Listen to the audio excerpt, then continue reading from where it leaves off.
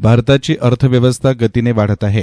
पुढील 3 वर्षात भारताची अर्थव्यवस्था जगात 3ऱ्या क्रमांकावर असणार आहे. भारत विकसित राष्ट्र होण्यास सहकार क्षेत्राचे योगदान आहे. देशाच्या सहकार क्षेत्राच्या विकासामध्ये महाराष्ट्राच्या सहकार चळवळीचं अमूल्य योगदान आहे, असे गौरवोद्गार देशाचे संरक्षण मंत्री राजनाथ सिंह यांनी काढले.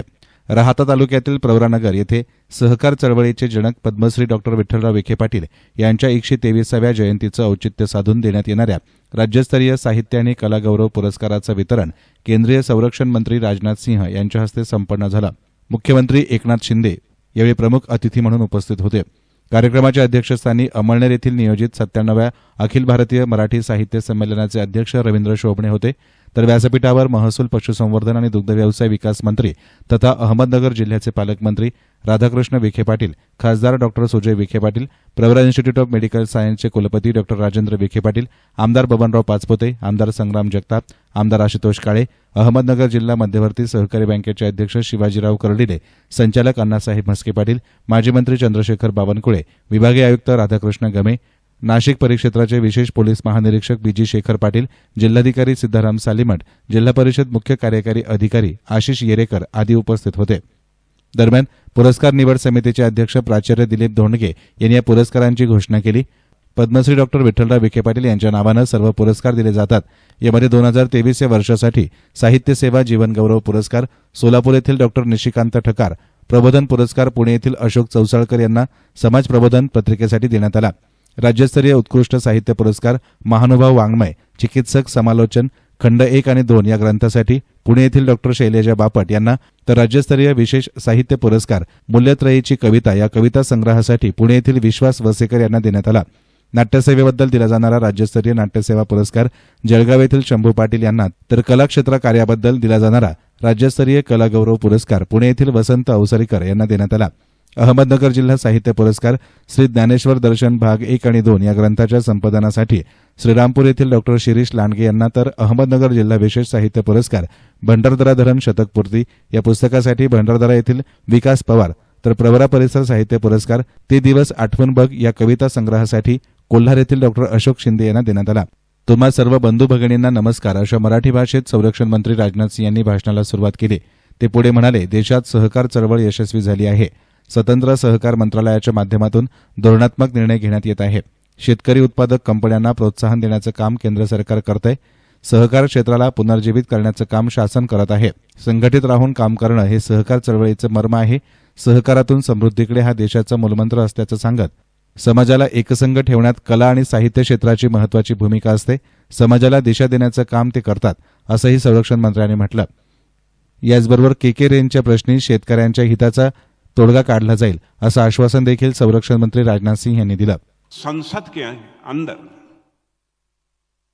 बराबर जन सामान्य से जुड़ी समस्याओं की आवाज उठाने का काम यदि कोई करता है तो आपके सुजय राधाकृष्ण विखे पाटिल। सचमुच आज इस कार्यक्रम में भाग लेकर मुझे बेहद खुशी हुई है। मराठी तो मैं बोल नहीं सकता हूं, थोड़ा थोड़ा समझ सकता हूं, इसलिए मेरी तरफ से आप सभी को तुम्हा सर्व बंधु भगिनीना माझा नमस्कार।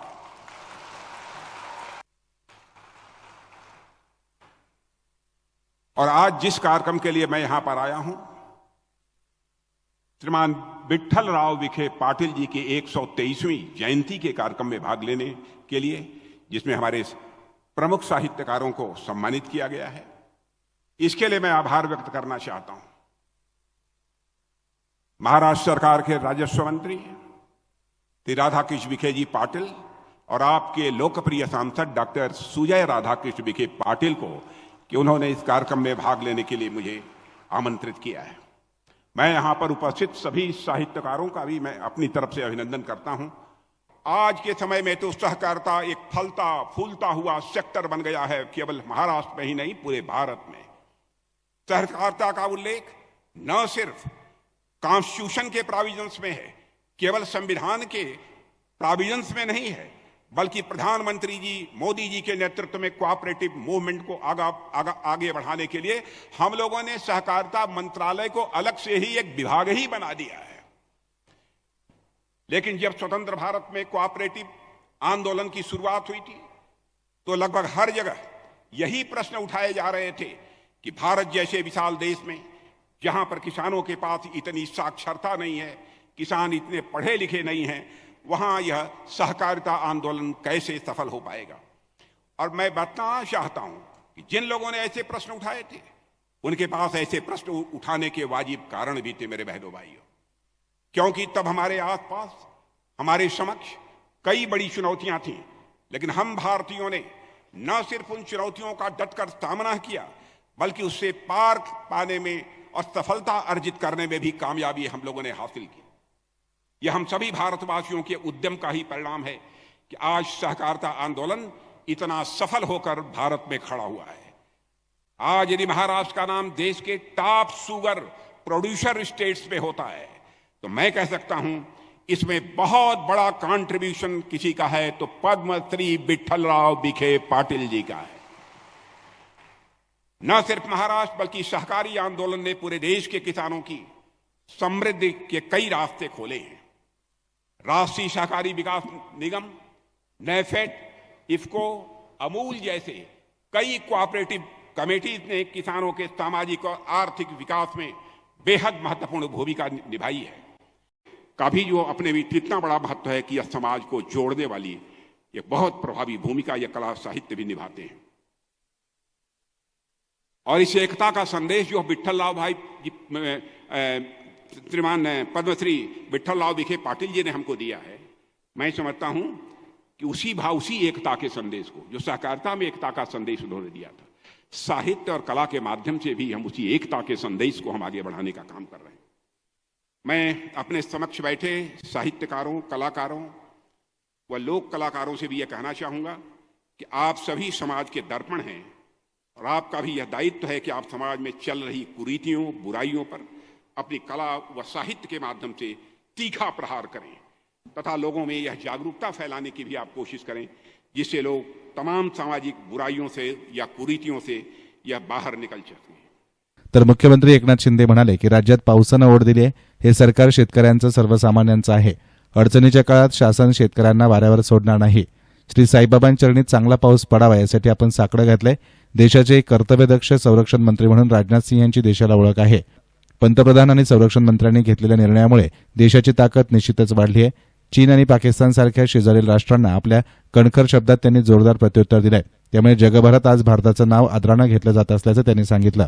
मगाशी पालकमंत्री महोदयांनी सांगितलं पावसाने ओढ दिली आहे, पाऊस लांबणीवर पडलाय, परंतु आताच आम्ही मंत्री महोदय आणि आम्ही सगळेच जण श्रद्धा सबुरीचा मंत्र देणारे साईबाबांच्या चरणी साकडं घालून आलोय। या बळीराजावरचं संकट दूर कर आणि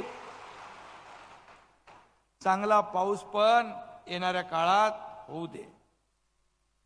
पण आपल्याला एकच सांगतो, मगाशी मंत्री महोदयांनी सांगितलं बळीराजा, शेतकरी, हे सरकार शेतकऱ्याचं आहे, सर्वसामान्यांचं आहे आणि म्हणून तुम्हाला अडचणीच्या काळात, संकटाच्या काळात हे सरकार वाऱ्यावर सोडणार नाही, तुमच्या पाठीशी खंबीरपणे उभं राहील अशी खात्री मी आपल्याला देऊ इच्छितो। आशिया खंडातला पहिला सहकारी साखर कारखाना उभारला तो पद्मश्री डॉक्टर विठ्ठलराव विखे पाटील यांनी, आणि महाराष्ट्रातच नाही तर देशामध्ये त्यांनी सहकाराचं बीज रोवलं आणि त्या रोपट्याचा वटवृक्ष झाला। आज स्वर्गीय विठ्ठलरावांच्या जयंतीनिमित्त मी त्यांच्या पवित्र स्मृतीस विनम्र अभिवादन करतो आणि देश के केंद्रीय रक्षा मंत्री श्री राजनाथ सिंह जी आज खुद आप इस किसानों के बीच में आए हो। आज मुझे जय जवान जय किसान ये घोषणा याद आ रही है। एक कर्तव्यदक्ष देश का, राष्ट्र का सेवक, राष्ट्रभक्त कैसा हो तो राजनाथ सिंह जैसा हो, असं मी या ठिकाणी मुद्दाम सांगू इच्छितो। कर्मठ ईमानदारी से हिंदुत्ववाद और फौलादी इरादे रखने वाले नेता, ये उनकी पहचान है। जमीन से जुड़ा हुआ नेता जब हमारे यहाँ महाराष्ट्र में आता है तो लोगों को भी बहुत ही समाधान होता है, खुशी होती है। और इसलिए रक्षा क्षेत्र में आदरणीय प्रधानमंत्री मोदी जी के नेतृत्व में आत्मनिर्भरता के लिए हमारे रक्षा मंत्री जी ने जो कदम उठाए हैं, उससे देश की ताकद निश्चित रूप से बढ़ गई है। याप्रसंगी संरक्षण मंत्री आणि मुख्यमंत्र्यांच्या हस्ते शासकीय लाभार्थ्यांचाही विशेष सन्मान करण्यात आला। प्रारंभी महसूल मंत्री राधाकृष्ण विखे पाटलांनी प्रास्ताविक करत पुरस्काराच्या मागची भूमिका विशद केली, तर साहित्यिक आणि कलाकारांच्या या पुरस्कारानं सन्मान करण्याची मिळणारी संधी हा आमचा गौरव असल्याचं स्पष्ट केलं। खासदार डॉक्टर सुजय विखे पाटील यांनी याप्रसंगी आभार मानले। एसएन मीडियासाठी प्रतिनिधी साईप्रसाद कुंभकर्ण, प्रवरानगर।